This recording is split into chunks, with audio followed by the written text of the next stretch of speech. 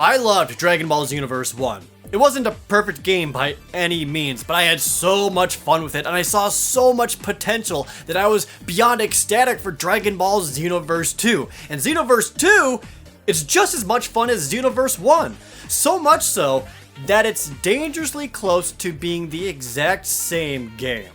For those of you who are unaware, Dragon Ball Xenoverse allows you to create your very own character within the Dragon Ball Z universe and relive iconic moments from the TV series, just like almost every other Dragon Ball game ever. You learn new and familiar moves, level up and assign stat points, and change outfits to make your character truly feel like your own. This is still one of the best parts about Xenoverse 2. Your own DBZ character is awesome. It's so cool to learn moves you've always wanted to use, create your own combos, and get trained by your favorite fighter. That's still great. They did expand character creation options a little bit, but honestly I don't think it was quite enough. And this is going to be a running theme throughout all of the game. They tweaked and improved some things, but didn't do enough for a sequel. For example, I was rather disappointed that character creation didn't add a bunch of new looks and options for some of the races. I would also love to see further customization by letting you choose a fighting style for different attack animations. For example, imagine a Namekian that fights with the brute force of Broly, or a massive big Saiyan dude that fights like Cell Jr. Instead, every race shares the exact same combos amongst themselves.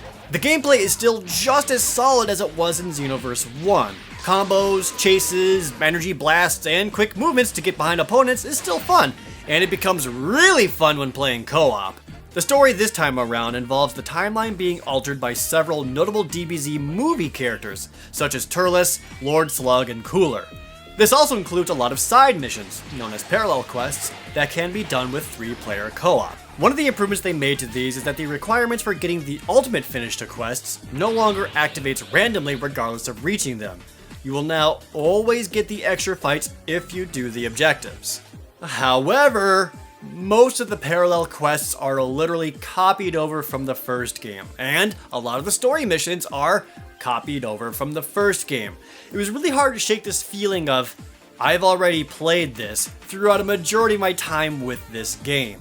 There's even very few new levels to even fight on, with most of the levels taking place on the exact same ones from Xenoverse 1. This adds to the frustration of feeling like I purchased an iteration rather than a full-fledged sequel. The online world also got tweaks and improvements. For one, it's one large hub world that you can eventually fly around in. Being able to go to skill and clothing shops without having to go through loading gates is nice. It's also great that you can see what clothing looks like before you buy it, and it's awesome that you can boost stats without having to affect your cosmetics thanks to creating all new equipables known as QQ bangs. Yes, that's what they're really called. But connectivity to servers is still spotty, sometimes getting disconnected or having missions freeze up, forcing you to restart the game entirely. It also takes way too many menus and button presses just to invite a friend to the party. And it's still frustrating that only the party leader gets the completion mark for parallel quests instead of everyone there. One of the other new modes are expert missions, which has cooperative teams of 6 against a single enemy. These tough opponents can knock you or your allies into other zones, mind control you, and shoot massive energy blasts that must be stopped before they hit the ground. These are slightly different, but they don't really add enough challenge or changes to warrant being called expert missions, and they end up being more novel than innovative. And as for versus modes, I'm still in the mindset of don't even bother. It's still horribly unbalanced, and the amount of cheese tactics people are already employing is infuriating. Play this game for the co-op and the story, not the versus modes. I still very much enjoy Xenoverse 2, but my biggest issue with it is how much of it is exactly the same as the first game. Copy-pasted parallel quests, story missions, cutscenes, and dialogue. But man, is the co-op fun! I love the times where you and your friends sync up with your attacks and have these small moments that are just awesome. It's these little moments that make it worthwhile. But even with all the tweaks and gameplay balances, it's very much a new iteration rather than a sequel. It's a $60 patch or expansion at best. Since it's so similar to the first game, it only makes sense to me that this one earns the same score. Dragon Ball Xenoverse 2 earns a 6 out of 10. Now, if you haven't played Xenoverse before, I do recommend this game. It's a lot of fun, especially if you play it with your friends.